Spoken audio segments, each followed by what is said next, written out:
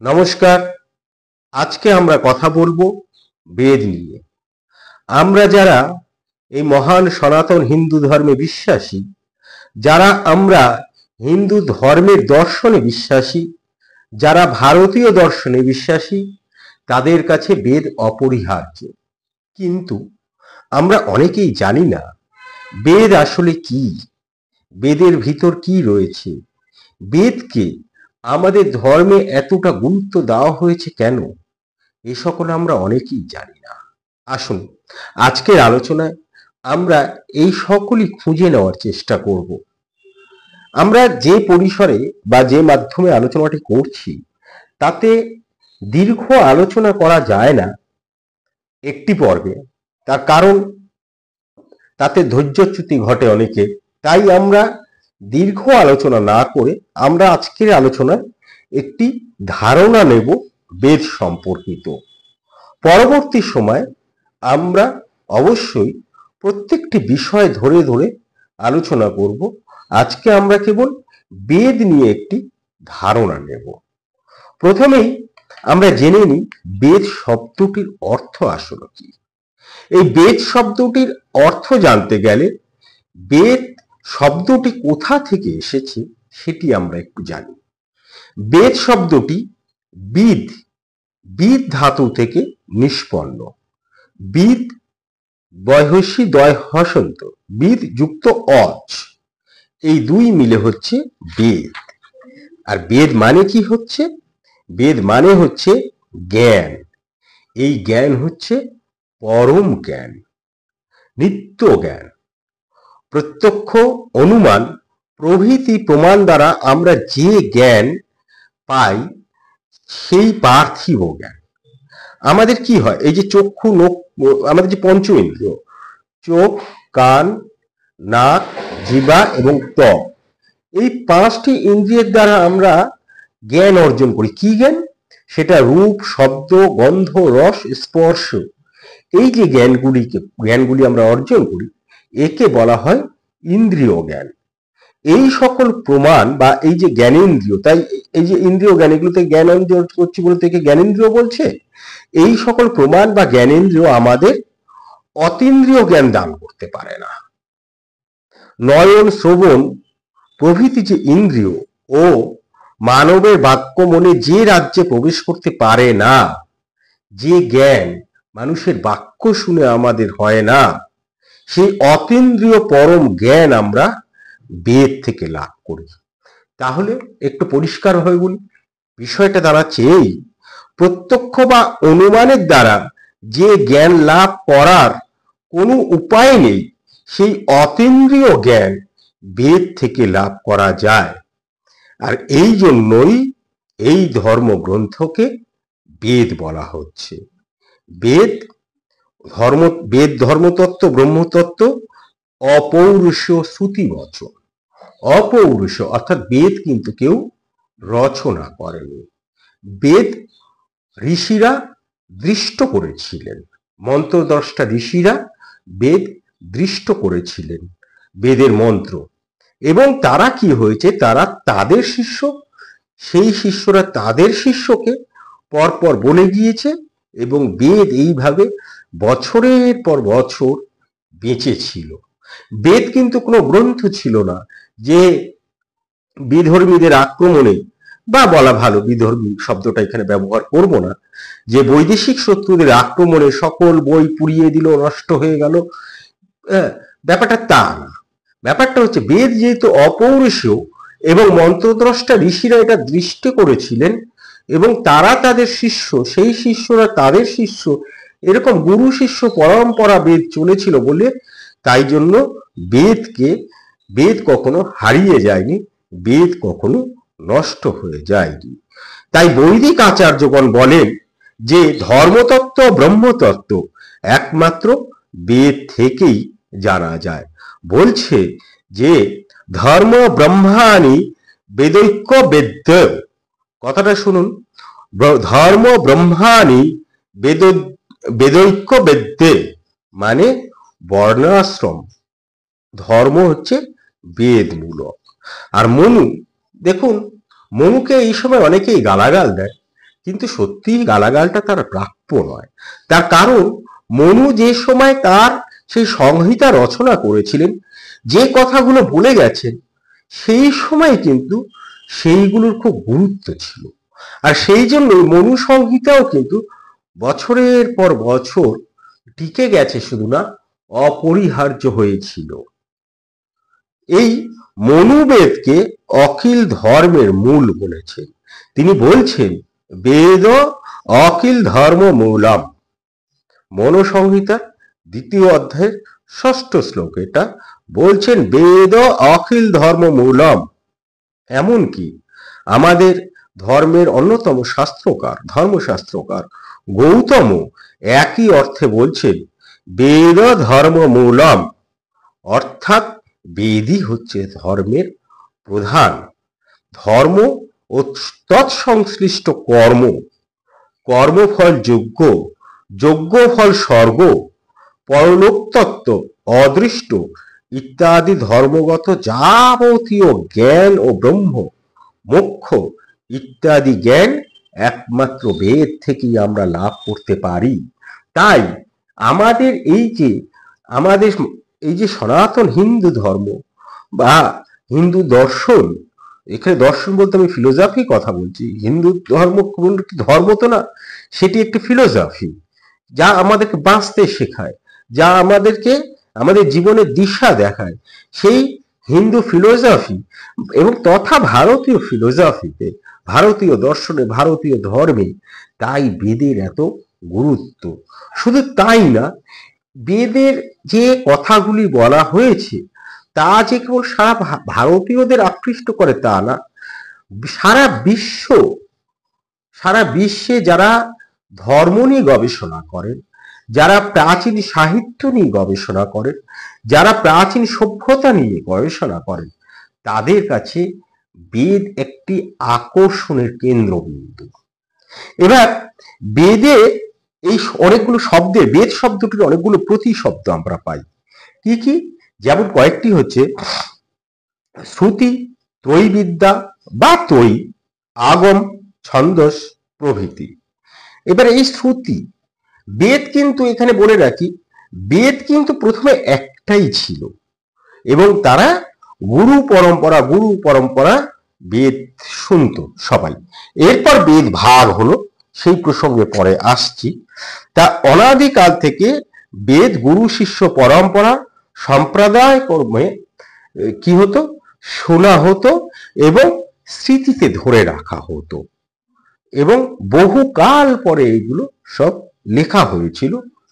এবার যতদিন না লেখা হয়েছে ততদিন পর্যন্ত কি হয়েছে, এই আচার্য মুখে শ্রবণ করে শিষ্য বেদ মন্ত্র শিক্ষা করত এবং যখন মেধা বলে, তাদের অসম্ভব মেধা ছিল সেই সময় মানুষদের, তারা এই যে এখন যে আমরা বিভিন্ন কাজে ব্যস্ত, সেই সময় তো তারা ছিল না, সেই অত কাজে তাদের ব্যস্ত ছিল না এবং অহিংসা ছিল মানুষের মধ্যে, এত অহংবোধ ছিল না, হ্যাঁ, আমিত্ব বিষয়টা ছিল না, হ্যাঁ, পরশ্রী কাতরতা ছিল না। তাই এইসবের কারণে কি হয়েছে, তাদের মেধা খুব শক্তিশালী ছিল, তাই তারা সেই বেদটা শিক্ষা করত এবং মেধা বলে তার স্মৃতি ভাণ্ডে সেটি যত্ন করে রেখে দিত। এবার সেই শিষ্য আবার আচার্য যখন হয়ে যেত তখন তার শিষ্যকে ওইভাবে বেদ শোনাতো।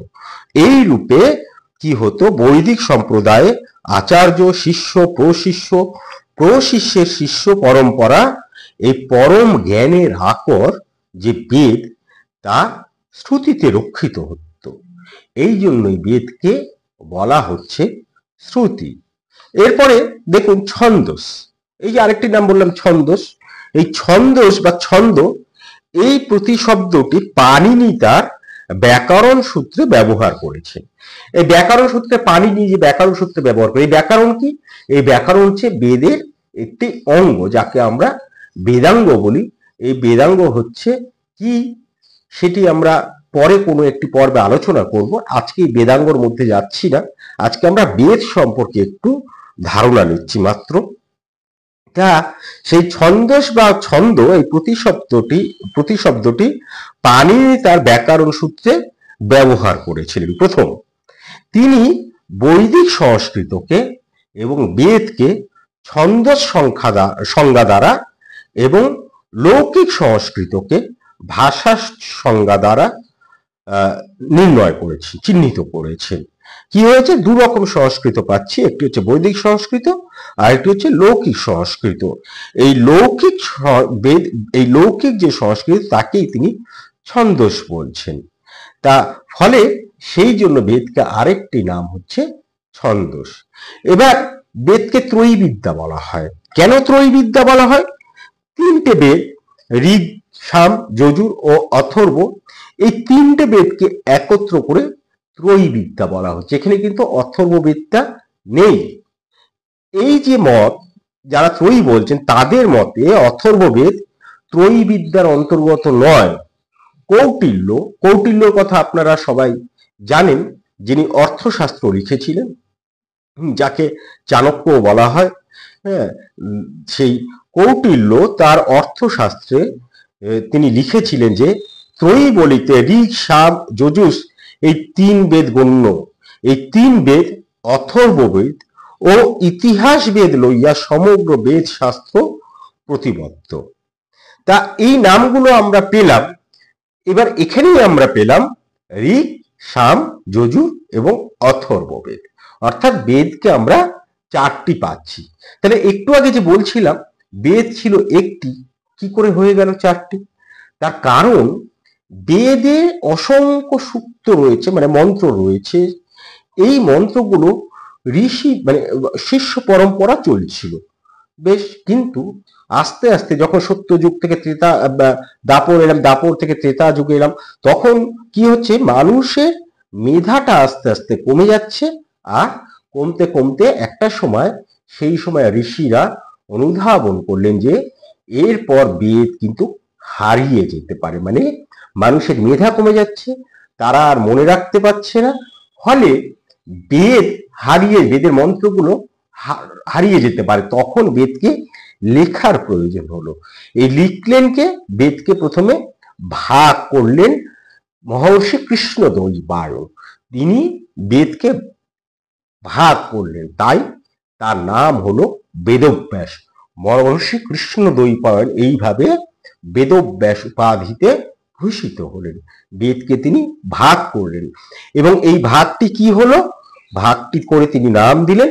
তার বেদের লক্ষণ অনুযায়ী, মন্ত্রগুলোর লক্ষণ অনুযায়ী বেদকে তিনি ভাগ করলেন ঋগ, সাম, যজুর এবং অথর্ব। এই আমরা পেয়ে গেলাম চারটে বেদ।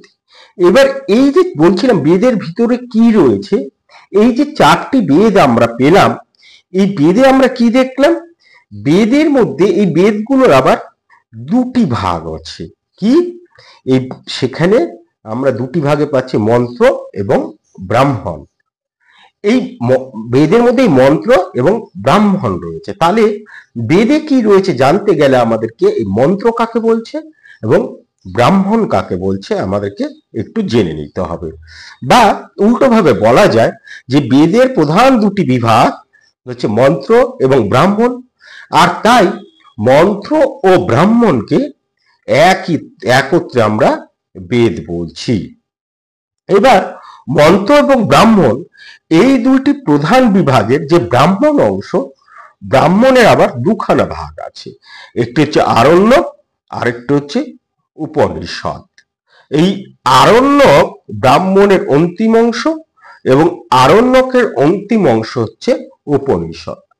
এখানে শব্দগুলো অনেকের কাছে নতুন মনে হতে পারে, তাই আমরা এবার তার একটু ব্যাখ্যায় যাই যে মন্ত্র কি, প্রথমে মন্ত্র কি, ব্রাহ্মণ কি। ব্রাহ্মণের আমরা দুটি ভাগ করলাম, আরণ্যক কি, উপনিষদ কি, এইগুলি আমরা একটু এবার যাব। তা এই যে মন্ত্র, এই মন্ত্রকে আমরা সংহিতা বলি। মন্ত্র বা সংহিতা যেটি বলি না কেন, এই মন্ত্র বা সংহিতা বলতে আমরা প্রতি বেদের সূক্ত, স্তব, স্তুতি, আশীর্বচন প্রার্থনা এবং যজ্ঞ সংশ্লিষ্ট যা কিছু আছে সেগুলিকে বোঝায়। আর ব্রাহ্মণ, ব্রাহ্মণ বলতে আমরা এই যে মন্ত্র এলো বা সংহিতা এলো তার বিবিধ আলোচনা, এবং মন্ত্রে যে যজ্ঞের কথাটি বললাম সেই যজ্ঞ সংশ্লিষ্ট নিবিদ বোঝায় সেই বিবিধ যজ্ঞে যাগযজ্ঞের প্রক্রিয়ার বিস্তৃত বিবরণ, এবং মন্ত্রের যাগে বিনিয়োগ এবং ইতিহাস পুরাকীর্তি, দেবতা যজ্ঞফলনিষ্ঠ আলোচনা এবং শব্দের ব্যুৎপত্তি ও ছন্দ বিষয়ক বিশাল যে গদ্য গ্রন্থ তাকেই বলা হচ্ছে ব্রাহ্মণ। এবার এই যে ব্রাহ্মণ, এই ব্রাহ্মণ গ্রন্থে কি হচ্ছে, যাগ যজ্ঞাদি কর্মকাণ্ড থেকে যখন বৈদিক যুগের আর্যগণ, তাহলে বেদে কি হলো, যাগযজ্ঞটাই প্রধান হয়ে গেল আমরা দেখতে পাচ্ছি। কিন্তু খালি যাগযজ্ঞে তো মন ভরে না আমাদের, তা এই ব্রাহ্মণ গ্রন্থে যে যাগযজ্ঞ যে কর্মকাণ্ড সেখান থেকে সেই বৈদিক যুগের আর্যগণের যে মন সেটা ধীরে ধীরে জ্ঞান যোগের দিকে আকৃষ্ট হলো। এবার তখনই তৈরি হলো আরণ্যক। কি হচ্ছে, দ্রব্যযজ্ঞ থেকে জ্ঞান যোগে ও উপাসনার প্রাধান্য আরণ্যকে আমরা দেখতে পাই। অর্থাৎ যেখানে এর আগে ছিল যজ্ঞের যে যাগ যজ্ঞ দেবতার স্তুতি বন্দনা ইত্যাদি ইত্যাদি, এরপর চলে আসলো আমাদের উপাসনাকে প্রাধান্য দেওয়া হলো এবং জ্ঞানকে প্রাধান্য দেওয়া হলো। তা ব্রাহ্মণ গ্রন্থে যাগযজ্ঞের ব্যবহার্য পরিহার করে জ্ঞান যোগ মুখে আরণ্যকে আধ্যাত্মিক ব্যাখ্যা করা হয়েছে। এবার এই আরণ্যককে যে জ্ঞানযোগ ও অধ্যাত্মবিদ্যা সূত্রপাত উপনিষদে তারই পরাকাষ্ঠা। তাহলে মানে এটা কি দাঁড়াচ্ছে, সৃষ্টিতত্ত্ব, আত্মা অনাত্মার বিচার, পরমাত্মা জীবাত্মার তত্ত্ব, ব্রহ্ম ও মোক্ষ তত্ত্ব প্রভৃতি যে অধ্যাত্মবিদ্যা আছে সেই সকলই উপনিষদে আলোচনা হয়েছে। তাহলে বেদের মধ্যে আমরা কি পাচ্ছি, বেদের মধ্যে আমরা কিন্তু অনেক কিছু পেয়ে গেলাম। আমরা যেমন পাচ্ছি যে বেদের মধ্যে সূক্ত, দেবতাদের প্রতি স্তব স্তুতি, আশীর্বচন, যজ্ঞ করার পদ্ধতি এবং যজ্ঞ করতে গেলে কি কি লাগতে পারে সেগুলি যেমন আমরা পাচ্ছি, ঠিক তেমনই বেদের সেই আরণ্যক খণ্ড, সেই আরণ্যকের শেষে এসে আমরা পাচ্ছি সৃষ্টিতত্ত্ব। এই যে তত্ত্ব কথা, জ্ঞান যোগের কথা, যেটি রামকৃষ্ণ যে জ্ঞান যোগের, আপনারা রামকৃষ্ণ কথামৃত যদি পড়েন তাহলে দেখবেন সেখানেও তিনি সেই ভক্তি যোগ, জ্ঞান যোগ অর্থাৎ জ্ঞানের মধ্যে দিয়ে পরব্রহ্মকে জানা, তাকে জানা, সেটাই তো জ্ঞান। সেই সৃষ্টি তত্ত্ব, আত্মা অনাত্মার বিচার, পরমাত্মা জীবাত্মার তত্ত্ব, ব্রহ্ম ও মোক্ষ প্রভৃতি আমরা এখানে পাচ্ছি উপনিষদে। তাহলে সমগ্র যে বৈদিক সাহিত্য, সেই বৈদিক সাহিত্যকে আমরা তিনটি বিভাগ করে নিতে পারি। কি কি? মন্ত্র, ব্রাহ্মণ, আরণ্যক ও উপনিষদ। এই দুটি মিলিয়ে একটি, আর হচ্ছে মন্ত্র একটি, ব্রাহ্মণ একটি। তাহলে কি হলো, আমরা দুটি প্রধান বিভাগ পেলাম, একটি হচ্ছে কর্মকাণ্ড ও জ্ঞানকাণ্ড, একটি হচ্ছে কর্মকাণ্ড অর্থাৎ কিভাবে আমি দেবতার স্তুতি করব, আর একটি হচ্ছে জ্ঞান কাণ্ড, কিভাবে আমরা তাকে জানবো। এবার এই যে চারটি বেদ আমরা পেলাম, এতক্ষণ আমরা জেনে নিতে পারলাম যে বেদ কাকে বলছে, বেদের ভিতরে কি রয়েছে, একটি সংক্ষিপ্ত ধারণা নিলাম। এবার এই যে বেদের যে চারটি বেদ জানলাম, এই প্রতিটি বেদেই কিন্তু আমরা ব্রাহ্মণ, আরণ্যক এবং উপনিষদ এগুলি পাচ্ছি। এবার এক একটা বেদে, এই ঋগ্বেদে ক্ষেত্রে বলুন বা সামবেদ, কৃষ্ণ যজুর্বেদ, অথর্ববেদ, এই সবকটি বেদেই কিন্তু আমরা একাধিক ব্রাহ্মণ অংশ, আরণ্যক অংশ এবং উপনিষদ পাচ্ছি। এবার তাহলে আমাদের এখন জানতে ইচ্ছে করছে যে বেদের এই যে প্রতিটি বেদ, এই বেদের মধ্যে কি রয়েছে, প্রতিটি বেদের ভিতরে কি রয়েছে, এখন আমরা সেটি একটু জেনে নিই। প্রথমে আসুন ঋগ্বেদের ক্ষেত্রে। এই ঋগ্বেদের মধ্যে আমরা ঋগ, এই ঋগ শব্দটি কেন এসেছে ঋগ বলা হচ্ছে কেন? এই ঋগ্বেদের মন্ত্রের স্তবক যেটি সেটিকে ঋগ বলে। এবার এই ঋগ সংহিতার আমরা দুটি বিভাগ দেখতে পাই। একটি হচ্ছে বিভাগ মণ্ডল, অনুবাক, সূক্ত ও ঋগ, আরেকটি হচ্ছে অষ্টক, অধ্যায়, বর্গ ও মন্ত্র। এবার এই যে প্রথম যে বিভাগটি পেলাম, এই বিভাগটি অনুষ্ঠানের উপযোগী, আর দ্বিতীয় যে বিভাগটি সেটি হচ্ছে পড়ার জন্য, অধ্যয়নের উপযোগী। এবার মণ্ডল, অনুবাক, সূক্ত, ঋগ, এই ঋগকেই আমরা কি বলছি, এই মন্ত্রের কতগুলো স্তবকে আমরা কি বলছি, ঋগ বলছি। এবং কয়েকটি ঋগ নিয়েই একটি সূক্ত গঠিত হয়। সূক্ত অর্থাৎ যা শুনতে ভালো লাগে। আর কোন জিনিস শুনতে ভালো লাগে? সেটি হচ্ছে স্তুতি, প্রশংসা, অর্থাৎ যার দ্বারা দেবতার স্তুতি বা প্রশংসা করা হয়েছে তাইকেই আমরা সূক্ত বলছি। এবং সাধারণত একজন দেবতার উদ্দেশ্যে একটি সূক্ত মানে স্তুতি রয়েছে। এবার কখনো কখনো একই সূক্তে কয়েকজন দেবতাকে স্তুতি করা হচ্ছে। এবার কয়েকটি সূক্ত নিয়ে তৈরি হয় অনুবাক, এবং কয়েকটি অনুবাকের সমষ্টি নিয়ে তৈরি হয় একটি মণ্ডল। এরকম সমগ্র ঋগ সংহিতায় কি হয়েছে, 10টি মণ্ডল, 85টি অনুবাক, 1017টি সূক্ত ও 10,600 ঋগ রয়েছে। আর 11 জন বালখিল্য ঋষিগণ যে এই বালখিল্য সূক্ত দৃষ্ট করেছিলেন, সেগুলি যে দৃষ্ট করেছিলেন এর সংখ্যা হচ্ছে 10,600টি। এই 10,600টি ঋগ সংখ্যা এইখানে গৃহীত হয়েছে। এবারে আসুন দ্বিতীয় প্রকার বিভাগ। দ্বিতীয় প্রকার বিভাগ অনুযায়ী ঋগ সংহিতায় 8টি অষ্টক রয়েছে, 64টি অধ্যায় রয়েছে এবং 2006টি বর্গ আছে। এবার কয়েকটি বর্গ নিয়ে একটি অধ্যায় তৈরি হয়েছে এবং কয়েকটি অধ্যায় নিয়ে একটি অষ্টক গঠিত হয়েছে। এবার অষ্টক কেন বলা হচ্ছে? 8টি অধ্যায় নিয়ে একটি অষ্টক, এই জন্যই একে অষ্টক বলা হচ্ছে। এবার প্রথম বিভাগের প্রতি মণ্ডলে অনুবাক সংখ্যা কিন্তু সমান নয়। দ্বিতীয় মণ্ডলে অনুবাক সংখ্যা হচ্ছে সব থেকে কম, মাত্র 4টি অনুবাক, এবং প্রথম মণ্ডলে সর্বাপেক্ষা অধিক 24টি অনুবাক। প্রথম ও দশম মণ্ডলের সূক্তের সংখ্যা হচ্ছে সব থেকে বেশি, এবং এই সব মণ্ডল মিলিয়ে 191টি করে সূক্ত আছে। এবার কয়েকটি ঋগ নিয়ে একটি সূক্ত তৈরি হয়েছে, এই কথা আমরা আগেই বলেছি। কিন্তু ঋগ সংখ্যা কিন্তু নিয়মিত নয়, অর্থাৎ সমান নয়। একটি সূক্তে সর্বনিম্ন ঋগ সংখ্যা মাত্র একটি, আবার সর্বাধিক ঋগ সংখ্যা আমরা 58টি দেখতে পাই। এবং সমগ্র ঋগ সংহিতায় 4,32,000 অক্ষর রয়েছে। এবার আগেই বলছিলাম যে প্রত্যেকটি এই সংহিতার আলাদা আলাদা ব্রাহ্মণ রয়েছে। তা ঋগ্বেদে যে ঋগ বা ঋগ সংহিতা ব্রাহ্মণ হয়েছে ঐতিরেয়, কৌশিতকী বা সাংখ্যায়ন। আরণ্যক আমরা পাচ্ছি ঐতিরেয়, কৌশিতকী। আর উপনিষদ, দেখুন উপনিষদ, অসংখ্য উপনিষদ রয়েছে, পাওয়া যায়, কিন্তু অনেকগুলি উপনিষদ পাওয়া যায়।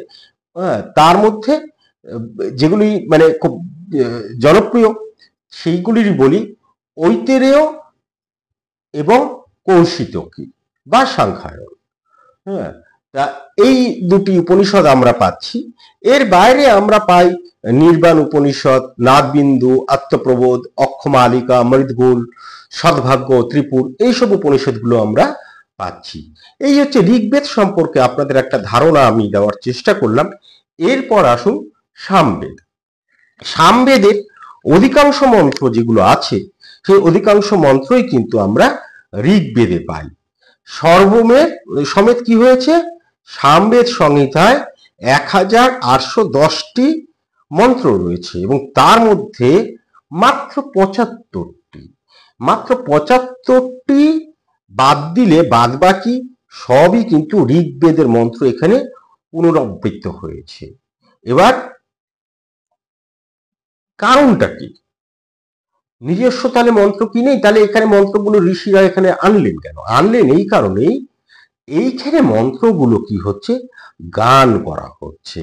সামবেদের মন্ত্রগুলি হচ্ছে গানের সঙ্গে যুক্ত, ঋগ্বেদের মন্ত্রগুলি কিন্তু গান ছাড়া। এখানে কি হচ্ছে, প্রথমে দেবতার যে স্তুতি করা হলো এই ইয়েতে, ওই আমাদের ঋগ্বেদে, এখানে সেই দেবতার উদ্দেশ্যে প্রশংসা সূচক গান করা হচ্ছে এবং সেই স্তবগুলি স্তুতি করে দেবতাকে সন্তুষ্ট করা হচ্ছে। এইটাই হচ্ছে সামবেদের বৈশিষ্ট্য। এবার সেই যে গানের ধারা, সেইখান থেকেই কিন্তু আমাদের এই রাগ সঙ্গীত, যেটাকে আমরা মার্গ সঙ্গীত বলি, আমাদের শাস্ত্রীয় সঙ্গীত বলি, ভারতীয় যে সঙ্গীত, নিজস্ব সঙ্গীত একেবারে, তা কিন্তু সেই সামবেদ থেকেই পরিবর্তন হতে হতে হতে হতে আজকের এই পর্যায়ে এসেছে। তাই আমাদের ভারতীয় যে শিল্পচর্চা, সেই শিল্পচর্চার মধ্যে কিন্তু সামবেদের একটি অবদান রয়েছে। এরপর আমরা আসুন যজুর্বেদের ক্ষেত্রে। যজুর্বেদের অন্যতম লক্ষণ হচ্ছে, এই যজুর্বেদকে কিন্তু দুটি ভাগে ভাগ করা হয়। একটা হচ্ছে কৃষ্ণ যজুর্বেদ, আর একটা হচ্ছে শুক্ল যজুর্বেদ। কেন কৃষ্ণ যজুর্বেদ বা কেন শুক্ল যজুর্বেদ? এই কিছু মন্ত্র রয়েছে, বলা হয় সেগুলি যে আমাদের কাছে উপস্থাপন যিনি করবেন, সেটা হচ্ছে কি, এই মন্ত্রগুলো যিনি মন্ত্রগুলো যজ্ঞর ক্ষেত্রে, ঋগ্বেদের যজ্ঞের ক্ষেত্রে যে পুরোহিত থাকে তাকে বলা হয় হোতা। আর ইয়েতে আমাদের যজুর্বেদে যিনি থাকেন তাকে বলা হয় অধবর্জু। এইবার অধবর্জুর কাজ কি এবং হোতার কাজ কি সম্পূর্ণ আলাদা আলাদা করা থাকে, কিন্তু এই যজুর্বেদের ক্ষেত্রে একটি পর্যায়ে সেই আলাদাটা করা হয়নি, মিলেমিশে রয়েছে, অর্থাৎ আমাদের কাছে জিনিসটা পরিষ্কার নয়। তাই তাকে বলা হচ্ছে কৃষ্ণ যজুর্বেদ। আর যেখানে পুরো আলাদা রয়েছে, অর্থাৎ হোতার কাজ কি হবে আর অধবর্জুর কাজ কি হবে, আলাদা করা রয়েছে, সেইখানটা আমাদের কাছে পরিষ্কার, সেটিকে বলা হয় শুক্ল যজুর্বেদ। এবার এর বাইরে পুরাণে আখ্যান রয়েছে কেন কৃষ্ণ যজুর্বেদ, কেন শুক্ল যজুর্বেদ। আমরা সেই পৌরাণিক আখ্যানে আজকে যাব না, তার কারণ আবারও বলছি, বারবার বলছি, যে বেদ নিয়ে পর্বের পর পর্ব করা যেতে পারে এবং আগামী দিনে আমরা নিশ্চয়ই করব। ফলে আজকে আমরা একটি ধারণা নেওয়ার চেষ্টা করছি। এইবার ঋক ও সামে যে আমরা মন্ত্র পেলাম, সেই মন্ত্র বাদ দিয়ে আর যে মন্ত্রগুলো পড়ে রইল, সেগুলোই শেষে আসছে যজুর্বেদে, তাই একে যজু বলা হচ্ছে। জৈমিনী, ঋষি জৈমিনী পূর্ব মীমাংসা সূত্রে এই জন্য যজুর্বেদের লক্ষণ বলেছে যে শেষে যজুর শব্দ, ঋক ও সাম ভিন্ন, যা শেষ অর্থাৎ অবশিষ্ট রইল তাই হচ্ছে যজুর্বেদ। এবার এই যজুর্বেদের অন্যতম একটি লক্ষণ হচ্ছে, এর আগে যে আমরা মন্ত্রগুলো পেয়েছিলাম, সূক্তগুলো পেয়েছিলাম, সেগুলো কিন্তু সবই হচ্ছে পদ্যময়। যজুর্বেদ প্রথম আমরা পাচ্ছি পদ্যময়, যেমন পাচ্ছি তেমন গদ্যময়ও পাচ্ছি আমরা, অর্থাৎ যজুর্বেদে পদ্য এবং গদ্য একই সঙ্গে লক্ষিত হচ্ছে। এই যজুর্বেদ হচ্ছে তাহলে লক্ষণীয় যে আমাদের এই যে সংস্কৃত, বৈদিক সংস্কৃত, এই বৈদিক সংস্কৃতির যে গদ্যের সূচনা, এই গদ্যের সূচনা কিন্তু এই যজুর্বেদের হাত ধরেই হয়েছিল, এমনটা বলা যেতে পারে। এবার এখানে আমরা কি পাচ্ছি, এই অনেক অসংখ্য মন্ত্র আমরা এখানে পাচ্ছি। এই যজুর্বেদে সর্বসমে 1900 ঋগ্বেদের মন্ত্র এবং অবশিষ্ট মন্ত্র যজুর মন্ত্র, যেগুলি যজুর্বেদে রয়েছে। সেই যে মন্ত্র, এই মন্ত্র সমূহের পদের সংখ্যা 1,92,000। আবারও বলি, 1,92,090টি, এবং অক্ষরের সংখ্যা নেহাত কম নয়, 2,53,868, আর বাক্যের সংখ্যা 19,488। এই যে একটি পরিসংখ্যান দিলাম, এই পরিসংখ্যান দ্বারা এটাই প্রমাণিত হয় যজুর্বেদেরও কোনো মন্ত্র প্রক্ষিপ্ত হয়নি। এবার আসুন, এই যজুর্বেদের আমরা কি কি উপনিষদ পাচ্ছি, কি কি ব্রাহ্মণ পাচ্ছি, কি কি আরণ্যক পাচ্ছি। প্রথমেই বলেছিলাম যে যজুর্বেদকে দুটি ভাগে ভাগ করা হয়, কৃষ্ণ যজুর্বেদ, শুক্ল যজুর্বেদ। কৃষ্ণ যজুর্বেদে আমরা ব্রাহ্মণ পাচ্ছি তৈতেরীয়, আরণ্যক পাচ্ছি তৈতেরীয়, উপনিষদ কয়েকটি উল্লেখযোগ্য উপনিষদের নাম আপনাদের করছি: কঠোপনিষদ, শ্বেতাশ্বর উপনিষদ, মহানারায়ণ উপনিষদ, মৈত্রায়ণ উপনিষদ এবং তৈত্তিরীয় উপনিষদ। আর শুক্ল যজুর্বেদে পাচ্ছি একটি খুবই আলোচিত এবং গুরুত্বপূর্ণ ব্রাহ্মণ, প্রত্যেকটি ব্রাহ্মণই খুব গুরুত্বপূর্ণ, যে কোনো বেদেরই, কিন্তু খুবই আলোচিত একটি ব্রাহ্মণ খণ্ড পাচ্ছি, সেটা হচ্ছে শতপথ ব্রাহ্মণ। আর আরণ্যক পাচ্ছি বৃহদাকারণ্য, উপনিষদ পাচ্ছি বৃহদাকারণ্য, ঈশ উপনিষদ। এগুলো হচ্ছে মুখ্য উপনিষদ। এর বাইরেও আমরা আরো বেশ কিছু উপনিষদ পাই, যেমন জাবাল, হংস, পরমহংস, সুবলা, মন্ত্রিকা, নিরালম্ব, ত্রিশিখী, তারক, পৈঙ্গল ইত্যাদি অনেক উপনিষদ আমরা পাই। তা সেইটির মধ্যে আমরা গিয়ে আলোচনাকে দীর্ঘ করব না। তা এই গেল যজুর্বেদ সম্পর্কিত কথা। এরপর আপনারা আসুন আমরা শুনে নিই অথর্ববেদ। দেখুন, অথর্ববেদ কিন্তু একটি অবশ্যই আমাদের ভারতীয় যে সমাজ ব্যবস্থা এবং বিশেষ করে চিকিৎসা ব্যবস্থা, তার মধ্যে অথর্ববেদের অবদান অনস্বীকার্য। মানে আমাদের অথর্ববেদকে নির্ভর করেই একটা সময় আমাদের চিকিৎসা পদ্ধতিও চলতো। এই অথর্ব বলতে আমরা ভেষজ বিদ্যা এবং শান্তি, পৌষ্টিক প্রভৃতি মাঙ্গলিক ক্রিয়া বোঝায়, এবং আঙ্গিরা শব্দে শত্রুবধানিধি কারক মারণ ও উচাটনমূলক অমঙ্গল অভিচার ক্রিয়া বৌদ্ধ এগুলো বোঝায়। ব্যাপারটা কিছু পরিষ্কার হলো না তো আপনাদের কাছে? এবার একটু বলি তাহলে বিস্তারিত। এখন যাকে আমরা অথর্ববেদ বলি, এই অথর্ববেদের আগে একটি নাম ছিল, প্রাচীন নাম। সে প্রাচীন নাম ছিল অথর্বাঙ্গিরস। অথর্বাঙ্গিরস, এই অথর্ব ও আঙ্গিরস এই দুটি শব্দ যোগ করে বলা হচ্ছে অথর্বাঙ্গিরস। তা এই দুটি শব্দ অথর্ববেদের দুটো বিভাগ বোঝাতো। এই দুটো বিভাগ মিলেই এখন তৈরি হয়ে গেছে অথর্ববেদ। এই অথর্ব বলতে কি বোঝাচ্ছে? যেটি বলছিলাম, অথর্ব বলতে ভেষজ বিদ্যা এবং শান্তি, পৌষ্টিক প্রভৃতি মাঙ্গলিক ক্রিয়া বোঝায়। আর আঙ্গিরস, এই আঙ্গিরস বলতে শব্দ বধাধিকারক মারণ, যেটি কি আমরা এখন অনেকেই জাদুবিদ্যা বলে, সেই উচাটনমূলক অমঙ্গল অবিচার ক্রিয়াবোধ ইত্যাদি বোঝায়। অর্থাৎ কি হচ্ছে? অথর্ববেদের মঙ্গল এবং অমঙ্গলজনক দুটি পরস্পর বিরোধী অংশ। এবং আমরা যদি এর ব্রাহ্মণ, গোপদ ব্রাহ্মণ পড়ি বা দেখি, তাহলে এই গোপদ ব্রাহ্মণে এই দুটি খুব স্পষ্ট রূপে প্রদর্শিত হয়েছে। এবার অথর্ববেদের যে সংহিতা, এই সংহিতা 20টি কাণ্ডে বিভক্ত। এবার প্রতিটি কাণ্ড কয়েকটি প্রপাঠকে, প্রতি প্রপাঠক কয়েকটি করে অনুবাকে, এবং প্রতি অনুবাক কয়েকটি সূক্ত বা পর্যায়ে, এবং প্রতি পর্যায়ে কি হয়েছে? কয়েকটি মন্ত্রে বিভক্ত।